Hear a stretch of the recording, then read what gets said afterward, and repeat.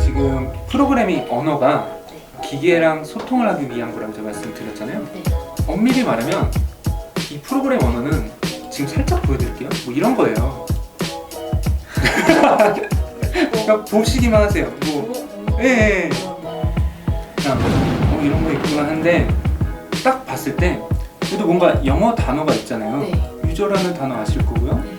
뭐 이런 단어도 아실 거잖아요. 네. 내용적으로는 뭔지 모르지만 뭔가 알아볼 수 있잖아요. 그 말은 뭐냐면 사람이 알아보기 쉬운 거지 그거는 기계가 알아보기 쉽다는 건 아니거든요.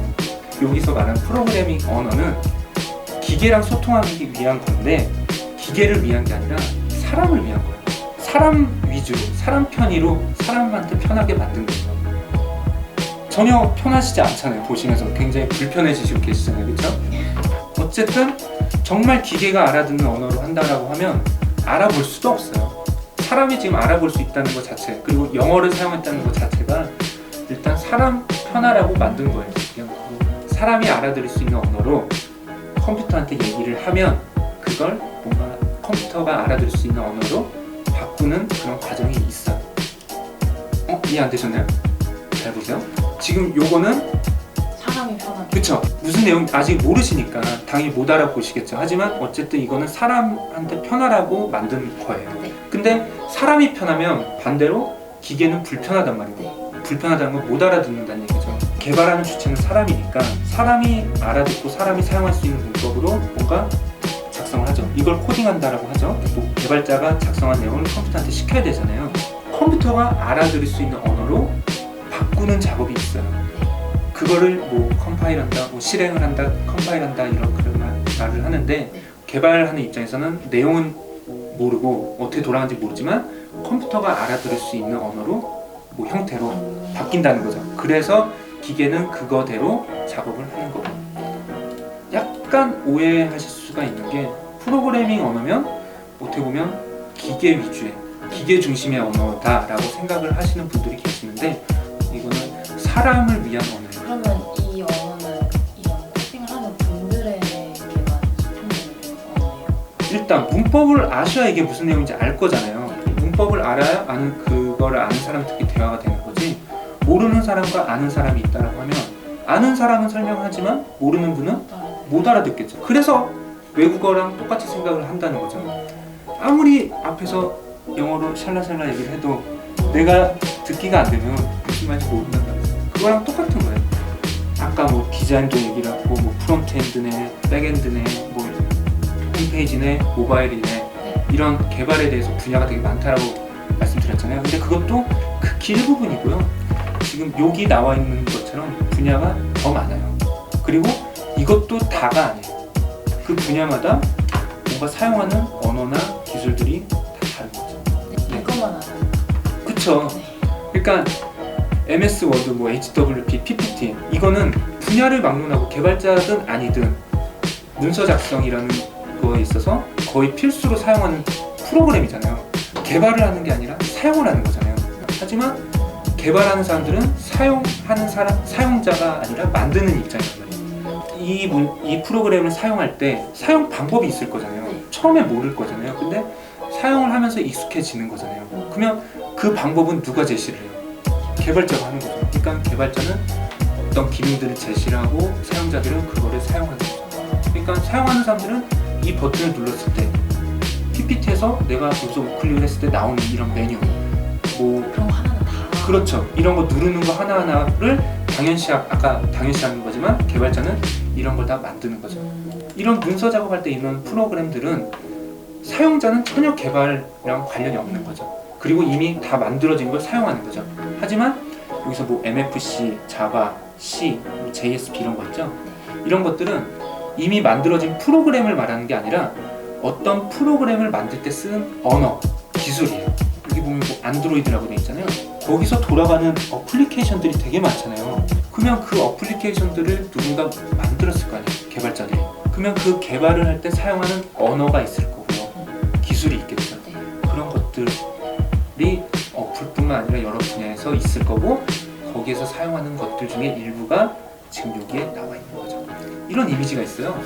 프로그래밍 언어가 있고 파이썬, 자바, C 이게 이제 영어, 일본어, 중국어 이런 것처럼 서로 다른 언어라고 생각을 하세요. 얘네들마다 누가 좋다 나쁘다는 없어요. 장단점이 있을 뿐이에요. 그리고 이걸로 할 수 있는 것들이 나뉘는 것 뿐이고, 그런데 여기서도 준비하실 건 만약에 파이썬이라는 언어를 이용해서 뭐 할 수 있으면 다른 언어로는 그걸 못하냐는 아니에요. 이 언어로 할 수 있는 거 다른 언어로도 분명히 할 수 있어요.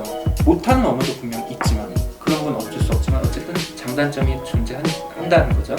이런 언어들마다 특징이 있기 때문에 뭐 목적이 뭐냐에 따라서 프로그래밍을 배우려고 하는 목적이 무엇이냐, 아이들 교육이다 하면은 파이썬을 해라. 뭐 돈 벌자 뭐 하면 뭐 취업이냐 뭐 하면 뭐 자바스크립트나 뭐 자바 나오고 막 그러는데, 지금 현재 상황에서 뭐 어떤 언어를 쓰면 뭐가 좋다 하는 게 갈리는 게 좀 있기 때문에 이런 그림들도 있을 수가 있는 거죠.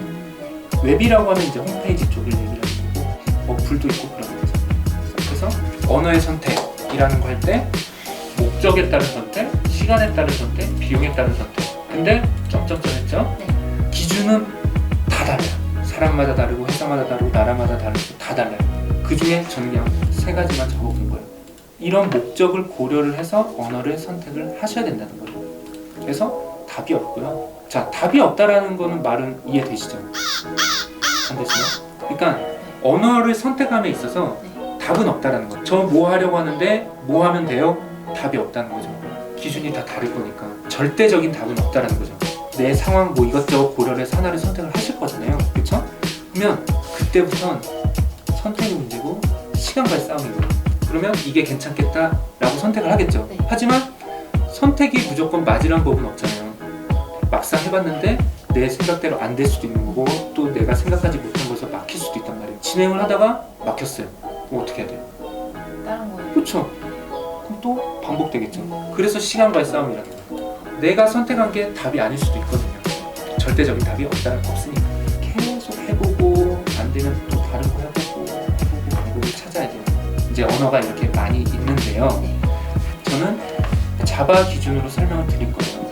네, 자바도 자바의 장단점이 존재를 할 거잖아요. 그러면 제 개인적인 생각이고 회사 다니면서 느낀 것들은 뭐냐면, 자바 특징은 아까 여기서 뭐 돈 벌자 뭐 이런 거 있었잖아요. 그러니까 돈 벌자라는 기준에서 보면 자바라는 언어가 선택이 될 수도 있어요. 왜냐면 지금 제일 많이 쓰고 있고요. 사용할 수 있는 분야도 되게 많고요. 공짜예요. 물론 약간 이제 회사 입장에서는 유료 버전도 나오긴 했는데 그건 논외로 일단 취업할 것도 많고요. 자바를 사용했을 때 가장 큰 장점은 우리나라 아이폰을 많이 써요, 안드로이드 폰을 많이 써요? 아직 안드로이드. 압도적으로 안드로이드가 더 많이 써요. 거의 8대2. 근데 안드로이드를 안에 들어가는 어플들이 있을 거잖아요. 그 어플들 개발자들이 만든 거겠죠? 그 개발할 때 쓰는 언어가 자바예요. 요즘에 뭘 하든 모바일 쪽은 무시를 할 수가 없단 말이에요. 우리나라에서 아이폰보다 훨씬 많이 사용하는 안드로이드가 언어를 자바를 사용한다. 당연히 그쪽에 수요도 많고 할 일도 더 많겠죠. 그래서 자바라는 게 취업을 할 때 좀 많이 유리하죠. 왜? 여기저기서 많이 쓰니까.